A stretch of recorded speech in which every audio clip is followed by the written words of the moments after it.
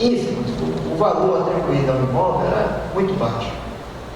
E esse era o valor depositado a título de depósito prévio para a emissão da pólice. Ora, quando as decisões começaram a sair acerca dessas desapropriações, tratando pelo valor real, os precatórios do Estado de Tocantins escolheram dizer, a providência que o agente toma e que tem reflexo anos depois. Anos depois. Então, não adianta minimizar, não adianta subavaliar, que depois as consequências vêm. Né? Sobre o artigo 17, trata das despesas de caráter continuado, aquelas despesas que ultrapassam o exercício. É importante considerar, porque ela tem reflexo no artigo 42, quando nós vamos tratar das despesas realizadas nos últimos 2 quadrimestres do último ano de mandato eletivo. Então, é importante se ter em mente esse tipo de despesa. Ela segue o modelo padrão já estabelecido, quer dizer, a comprovação de compatibilidade com as metas de resultados, a compatibilidade com as leis orçamentárias e, acima de tudo, o apontamento da fonte que fará frente a essa despesa. Chegamos então às despesas com o pessoal. O artigo 18 exemplifica todas as despesas com o pessoal e me parece que o legislador fez um esforço hercúleo para prever absolutamente tudo. Tanto que ao final ele coloca a expressão inclusive, parece que esquecendo e lembrou o final, inclusive adicionais, gratificações, vantagens pessoais e encargos sociais. Esse é o sentido teleológico da norma. Colocar tudo o que é necessário, a despesa total para o pessoal, colocar tudo o que é necessário para ter o servidor. E aí, sobre isso, nós temos um outro problema. Eu não sei se vocês aqui têm OS no Estado, tem? Organizações sociais? Senhor, tem? Pois é, no nosso estado lá, nós tínhamos OS na área de saúde. E vejam bem, quando os limites de gasto pessoal já subiram, a OS pode se apresentar como uma grande solução. Como? Intermediando mão de obra. Quer dizer, uma grande solução, digamos assim, fora do que recomenda a norma, claro. Uma maneira de burlar, que vai passar aquilo que a norma recomenda. Como? Passa a contratar pelo Estado. E não é esse o propósito da OS. A OS deve desenvolver com a gestão, né? De maneira suplementar, ou seja, o Estado deve ser protagonista na outorga desse serviço de essenciais, sobretudo na área de saúde. Do nosso Estado, dos 19 hospitais, a OS chega a 17.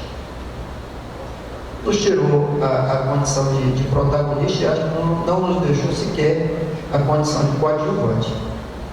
Mas a OS ainda serve para outras coisas também, porque vocês sabem que, sobretudo na área de saúde, o UTI neonatal precisa o tempo todo.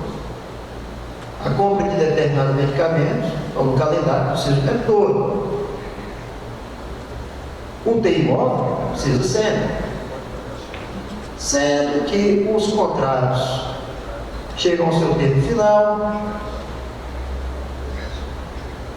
a Secretaria não toma as providências no sentido de promover uma nova licitação ou de adiantar o prazo e começam a tentar dispensa de licitação, sob quadro da emergência e da urgência, chega na Procuradoria, a Procuradoria normalmente não quer dar o parecer, isso tem consequências.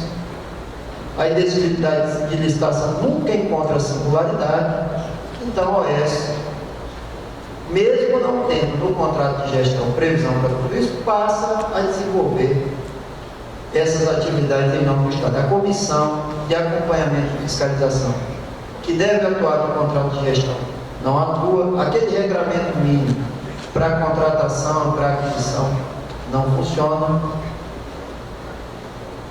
Então, a OAS, quando funciona, quando como a lei recomenda, é uma boa saída. Mas quando serve ao propósito de simulacro, deve ser combatido pelo controle externo. Os contratos temporários. Contratos temporários de 15 anos, pode ser tudo menos temporário. Eu tive a oportunidade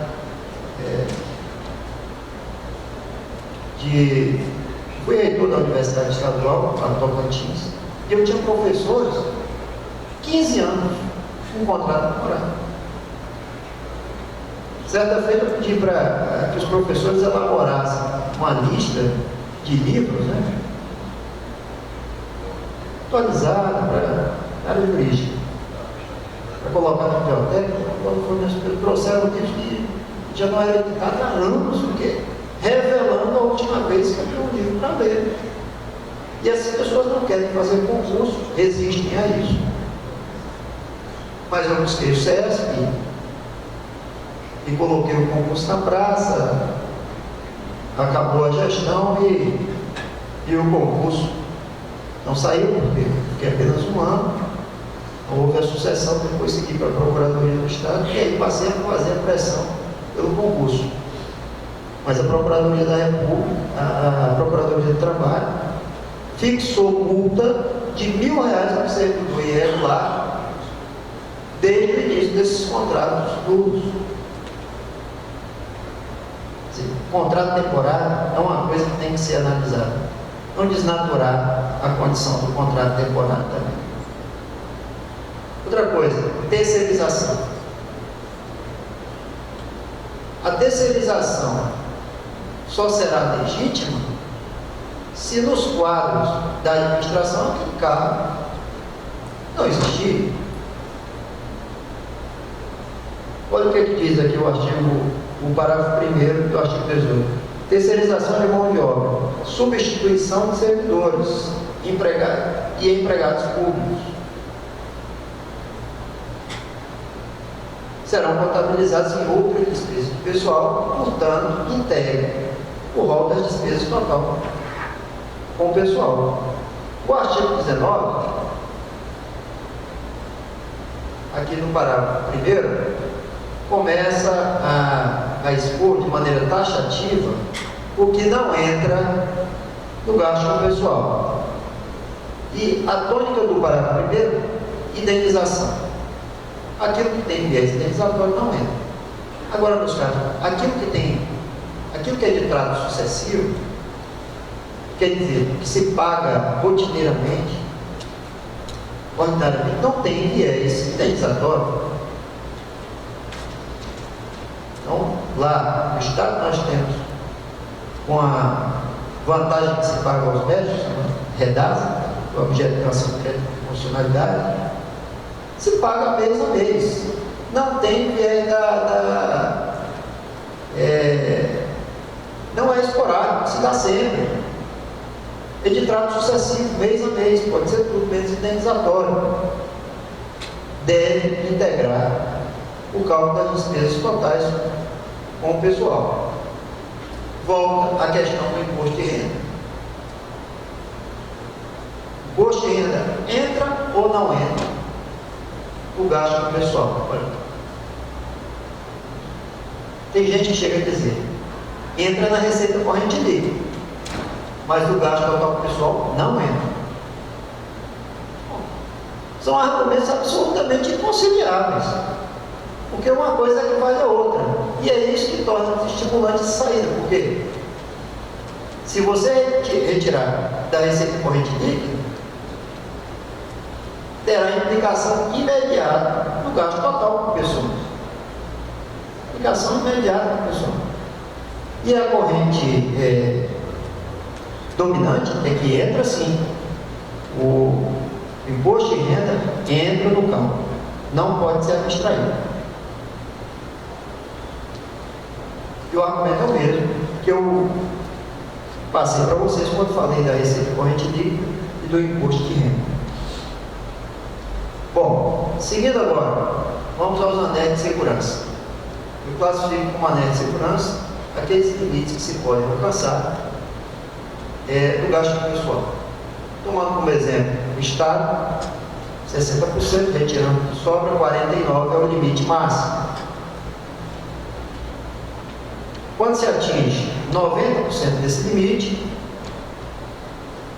é dever do Tribunal de Contas promover o alerta. Está lá no artigo 59 da Lei de Responsabilidade Fiscal. Qual é a natureza jurídica do alerta?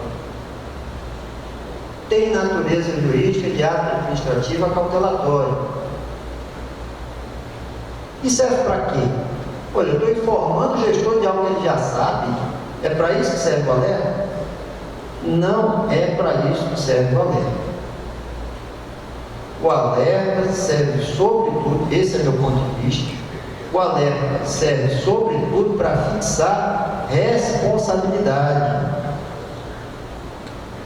Porque percebam, o gestor, de uma maneira geral, não tem compromisso político, aliás, compromisso profissional na gestão. O compromisso é político, por isso que ele é agente político. É diferente do servidor em geral. Tanto é que ele responde por dolo, ele responde por má fé nas ações próprias. É necessário fixar a responsabilidade, atestar a conivência. Por isso o alerta se faz tão importante. Agora, sendo ato administrativo cautelatório, ele tem que ser devidamente fundamentado, tenha forma escrita e deve ser o quê? Publicado. Porque a publicação é requisito de eficácia, produção de efeito nos atos administrativos. Então essa questão do alerta tem uma relevância enorme. Seguindo, nós chegamos a 95% do limite, estaremos no limite prudencial. Chegando ao limite prudencial, algumas coisas deixarão de ser possível. Vantagens para servidores. E o que é possível, uma vez estabelecido o limite prudencial? Aquilo que tiver natureza contratual, decorrer de lei, o 3710 da Constituição, que é revisão geral anual, e as decisões judiciais. Passado o limite prudencial, nós teremos o limite máximo. E a imposição de que em 2 quadrimestres haja recondução. Isso com a particularidade do artigo 66 que mencionei para os senhores.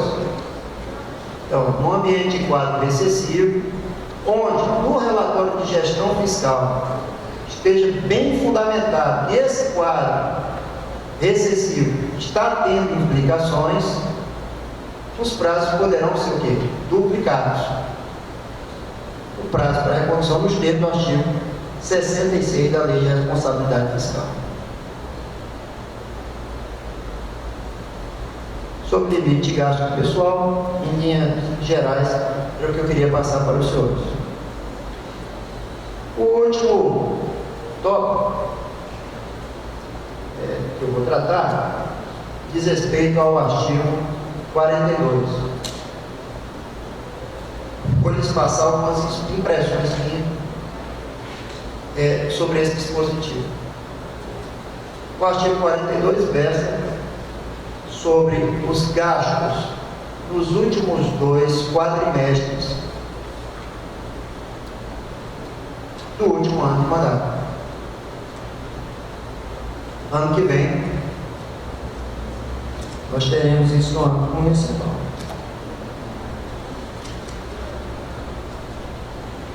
Percebe que o dispositivo diz o seguinte: é verdade, nos últimos quadrimestres do mandato, contrair obrigações que não possam ser cumpridas dentro dele. E abre a excepcionalidade da reserva de caixa. Ou seja,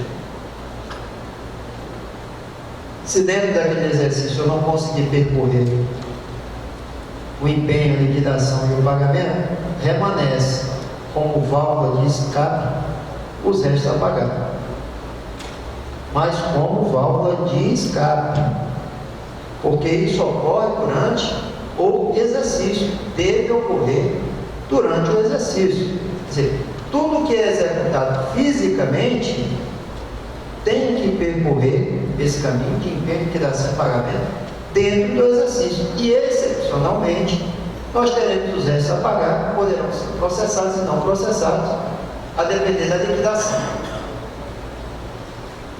Sempre lembrando, e às vezes eu recebo defesas lá, os advogados interpretam que essa necessidade de equilíbrio só se dá no último ano de mandato.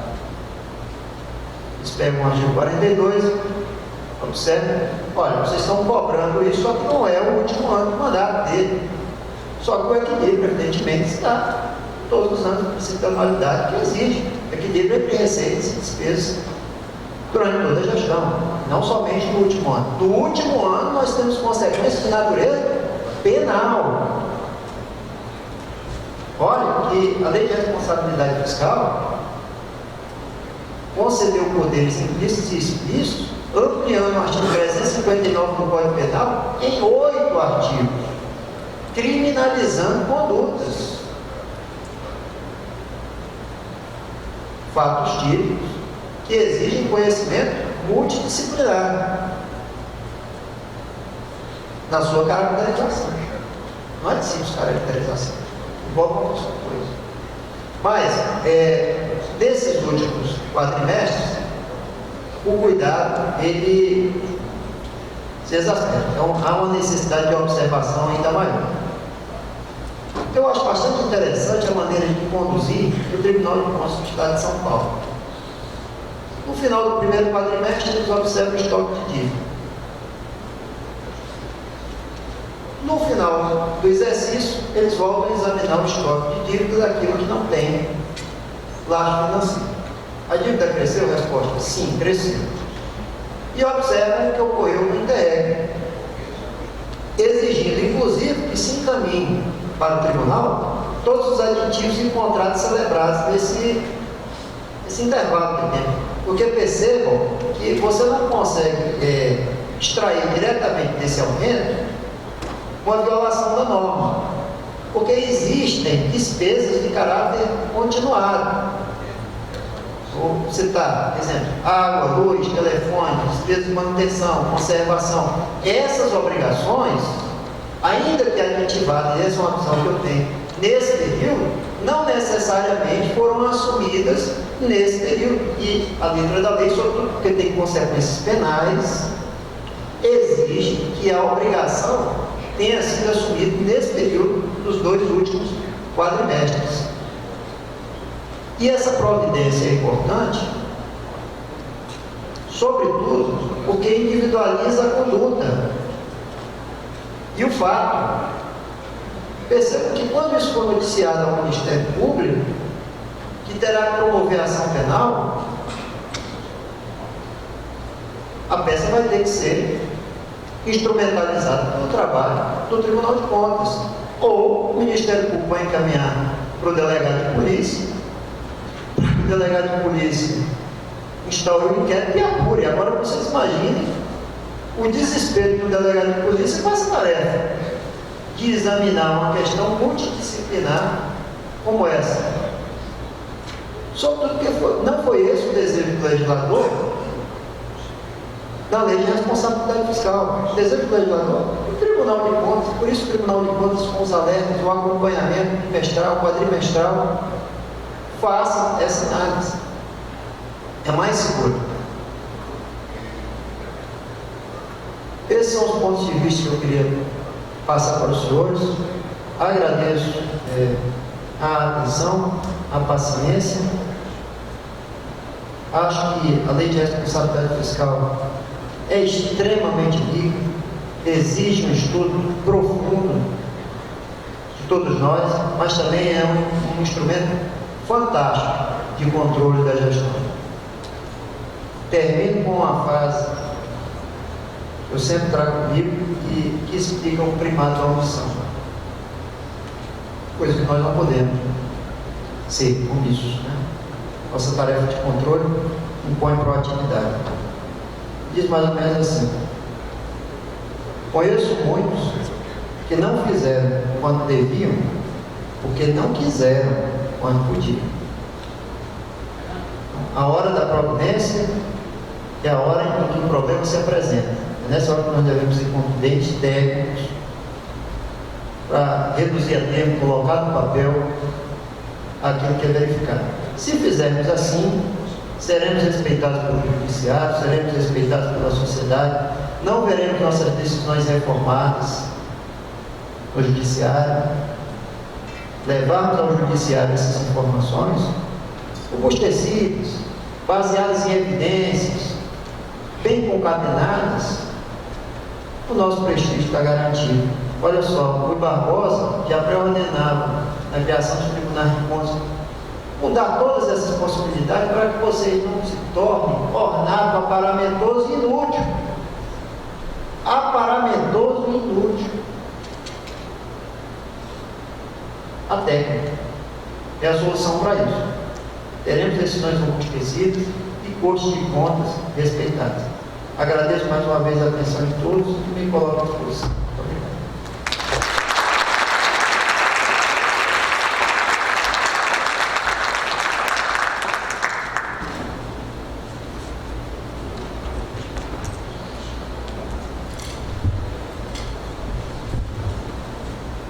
Se o controle externo me permite, eu tenho uma pergunta, e de ordem do próprio Tribunal de Contas. Conselheiro, o Estado do Amazonas, a exemplo do que fazem todos os estados, neste ano de 2015, trabalhava com duodécimo de transferência. E nossos cálculos da verba de pessoal ocorriam naquele estimado, no orçado. Por exemplo, o nosso número, 17.400.000 em duodécimos. Isso foi obedecido em janeiro, fevereiro, março, abril, maio. Quando chega maio, o Estado percebe que a sua arrecadação era inferior ao orçado e passa a transferir os recursos pelo orçado, ou seja, não mais 17. Alguma coisa menor, por exemplo, 16. E, instando com o secretário da Fazenda, nós perguntamos a ele assim, doutor Sebastião Grosso: doutor Lobo, me diga uma coisa, nós estamos em vacas magras e o tribunal é solidário a elas. Estava lá doutor Pedro Augusto, esse elegante moço de cabelos prateados. A conselheira que não está presente, o conselheiro ali, não seria o caso de nós também sermos das vacas gordas? Ele disse: como? Nos anos em que a arrecadação foi a maior, esses valores não foram repassados ao Tribunal de Contas. Aí depois de um papo mais duro, ele disse: não, o dinheiro do Tribunal de Contas está lá, que é para nós pacificarmos a Previdência. Eu disse: só que a Previdência no momento é impacificável, porque ela não tem data de nascimento. Ela acha que nasceu em 2007 e ela já existe há 30 anos no Estado com outros nomes. Os servidores antigos sabem desses outros nomes. E contornou-se maio, junho e julho, por exemplo, dava 16, a diferença era 1.400, ia buscar das nossas vacas gordas de 2013 e 2014, cujo valor, na medida da Fazenda, era em torno de 45 milhões de reais. Já a nossa medida era bem menor, mas eu aceitei o maior. Eu tenho algum espírito empresarial e, claro que Isso ocorreu. Quando chegou no mês de agosto, parou. Só veio a vaca magra, não veio a complementação.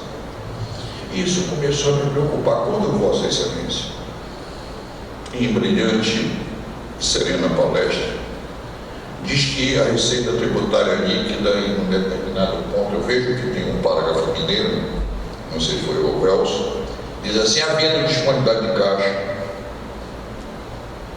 porque nós temos caixa, independente de ter as reservas das vacas gordas de anos passados, em que a arrecadação era maior, mas não eram repassados à corte, só havíamos ser sócio na vaca magra e momentaneamente a vaca gorda supria a magra, mas chegou um ponto que a dificuldade do Estado é muito grande, sabe disso.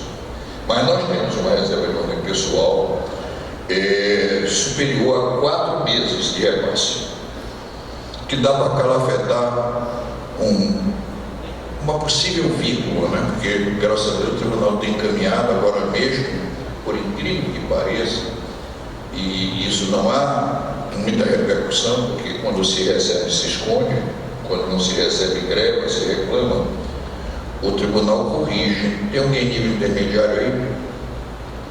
Tem alguém do nível intermediário? Nenhum. Tudo superior?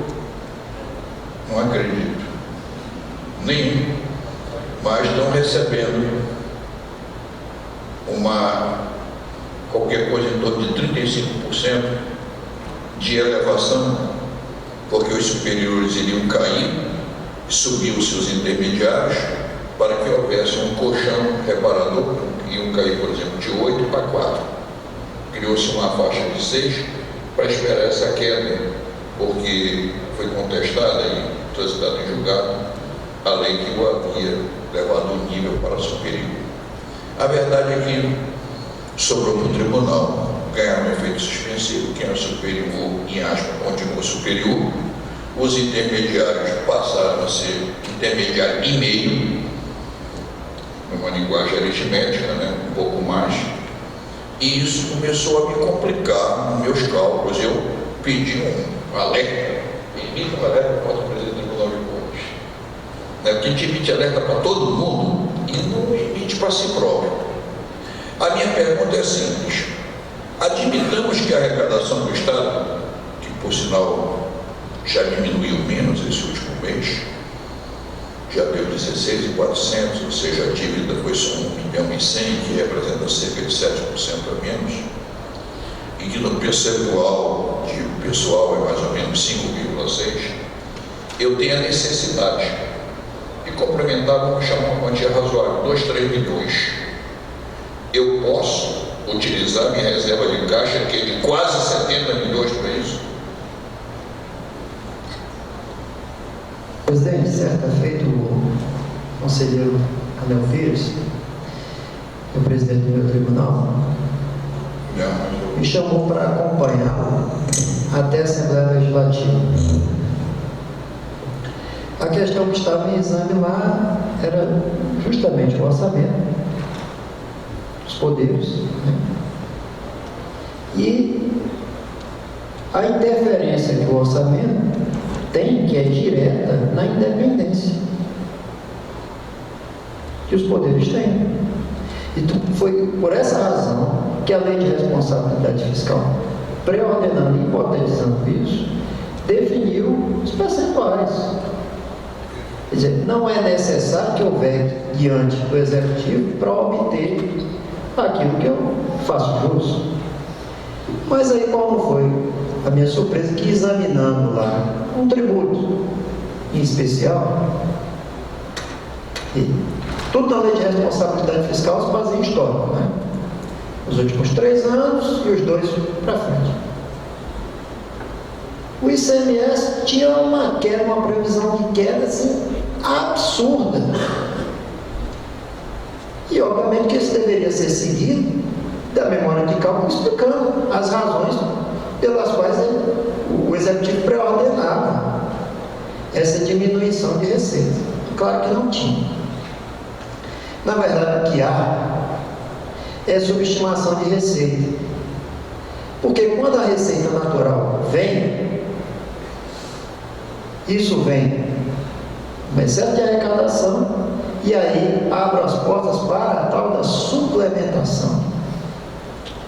E a suplementação, meu caro presidente, só tem direito quem se comporta bem.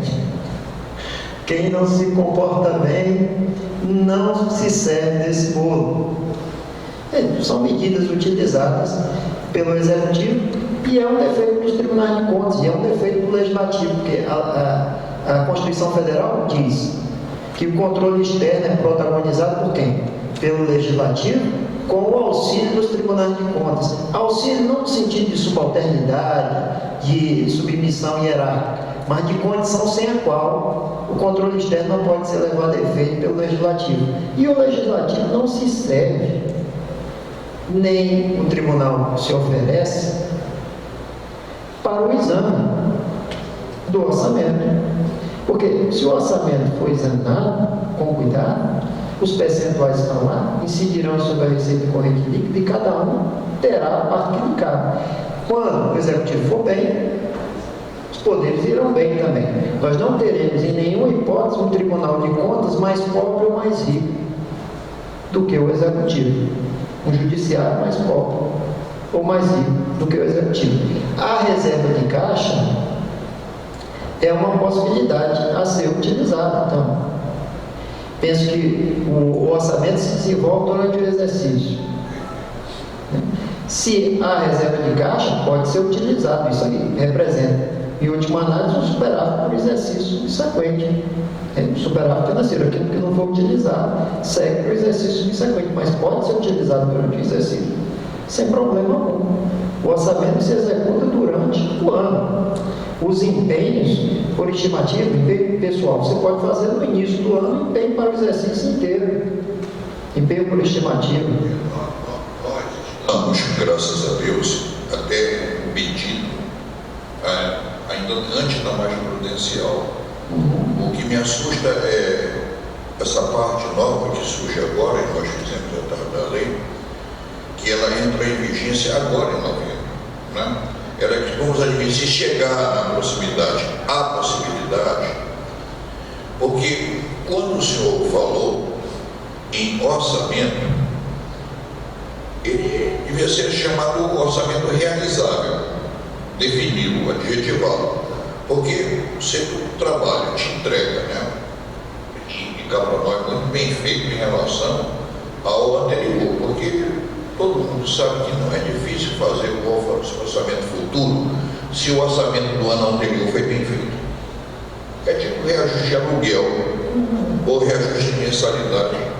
Né? Você tem índice, você tem parâmetros, você tem noção de que preços que vão subir.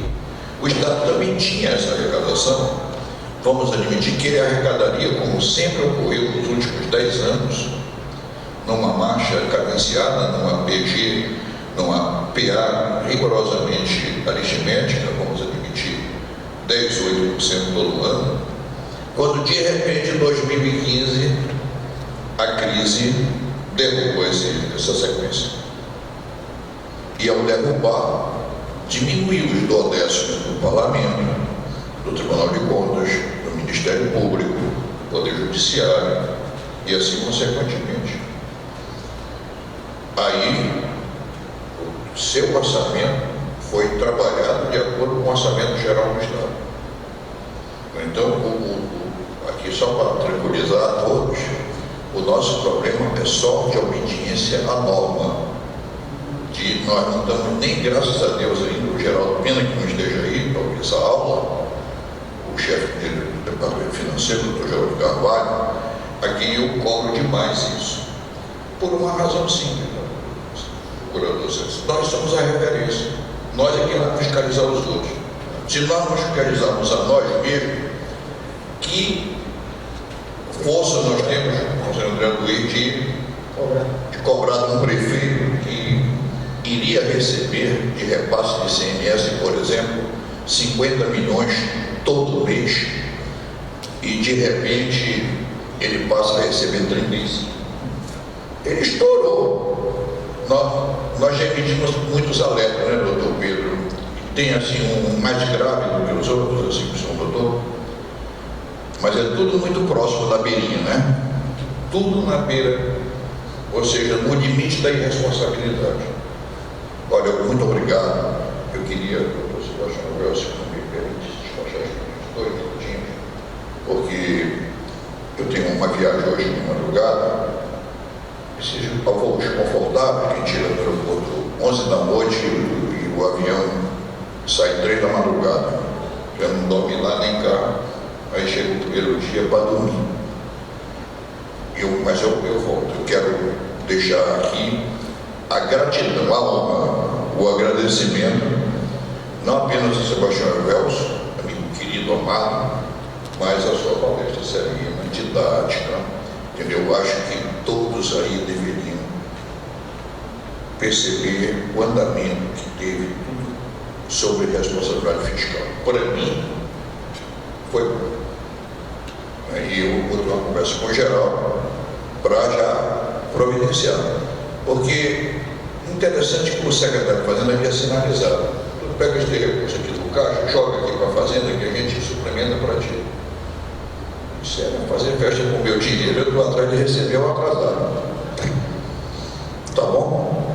Vocês entenderam o que eu falei? Entenderam como é que o tribunal caminhou esse ano diferente dos demais? Os demais anos, o Amazonas era vaca gorda de CI. Sempre tinha mais do que era programado. E por isso só ia o programado. No dia em que ele teve menor do que o programado, deixou de o programado para vir um valor menor. Ou seja, foi a primeira lágrima. Dr. Wells, meu presidente, me permita só passar um expediente. É que eu não assino um aditivo sem ver. Que a lei fala de 0 a 25, mas ninguém trabalha com um número menor que 25. É impressionante.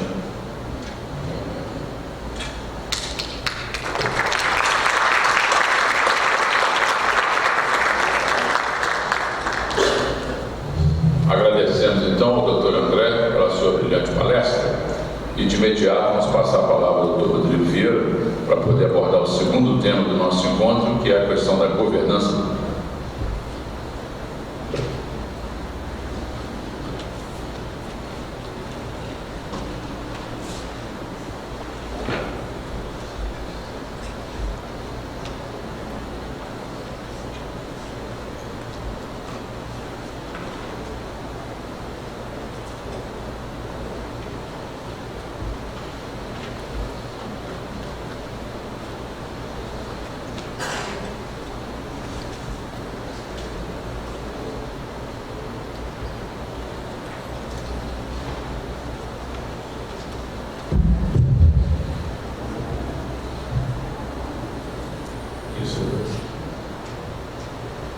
Olá, boa tarde a todos. Primeiramente, agradecer o convite do presidente Josué, e gratular a Luiz pela palestra, a presença do presidente e do senhor Sebastião Vécio. Bom, vou fazer um tema mais informal, auditor com vocês. E pergunta né? O que é isso? Né? O que é governança? Provavelmente vocês já tiveram a oportunidade de ver esse vídeo, mas eu parto do pressuposto que vocês não tiveram essa chance ainda.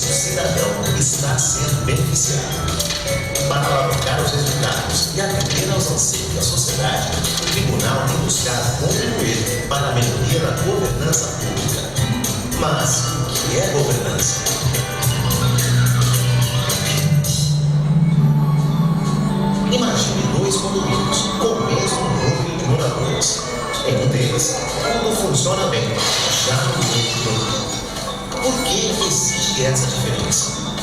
Na situação ideal, os moradores se organizam e estruturam o condomínio formalmente. Cada parte atua com finalidades e funções específicas. Lá, existe um síndico que foi escolhido pelos moradores, atuante, competente e ético, um líder pronto para atender aos interesses dos condôminos. Há também uma série de mecanismos: convenção de condomínio, assembleia, transparência, conselho fiscal, que servem para evitar desvios na conduta do síndico e de sua equipe. Todos os moradores participam das assembleias, onde as ações de melhoria são planejadas e decididas. Esse conjunto de instrumentos para garantir que os interesses dos moradores sejam atendidos nada mais é do que mecanismos de governança, ou simplesmente governança. Agora pense, os moradores do condomínio somos nós, cidadãos, e que o condomínio seja sua cidade, estado ou nosso país. Em qual condomínio você gostaria de morar? Assim como os moradores pagam suas taxas e têm o direito de morar num bom condomínio, os cidadãos pagam seus tributos e têm todo o poder de exigir que o poder público lhe preste bons serviços.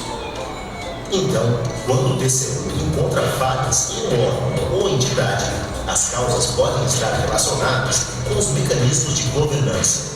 Para que esses desvios sejam evitados, é preciso ter uma liderança competente e ética que escuta ativamente os cidadãos. Estratégia, planejamento e coordenação das ações, gerenciamento e controle dos riscos, objetivos, indicadores de desempenho e metas bem definidos, prestação de contas e transparência, incluindo mecanismos para o exercício do controle externo e social. Tudo sem jamais deixar de lado o cumprimento de leis e regulamentos. Quando o cidadão tem as rédeas da máquina pública e todos esses mecanismos funcionam bem, aí está a boa governança. Ela favorece os melhores resultados, serviços públicos, educação e saúde de qualidade, meio ambiente equilibrado, segurança, mobilidade urbana. Ou seja, o objetivo é melhorar a vida de cada cidadão. O TCU firmou parceria com a Organização para a Cooperação e Desenvolvimento Econômico, uma das mais avançadas do assunto. O objetivo é, primeiro, identificar as boas práticas de governança de políticas públicas de países que são referência. Depois, levar as boas práticas aos estados e municípios para que todos avancem. É importante um grande pacto com a participação de todos, para que as boas práticas de governança sejam levadas adiante. Fortalecer a governança pública quer dizer, em primeiro lugar, garantir o pleno atendimento ao cidadão, melhorando a vida das pessoas.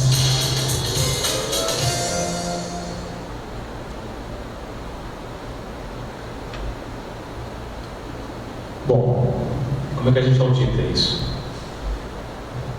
Parece uma coisa tão abstrata, né? Essa tão distante da nossa realidade. A gente está acostumado a lidar com contratos, convênios, responsabilidade fiscal, né? Uns 15 anos para cá. E o TCU, em função desse tema ser crescente no mundo, o TCU começou a desenvolver alguns trabalhos na tentativa de consolidar essa visão do que é governança na casa. Eu participei de alguns debates e sempre que chegava uma roda de reunião, cada um tinha uma percepção diferente do que era a governança. E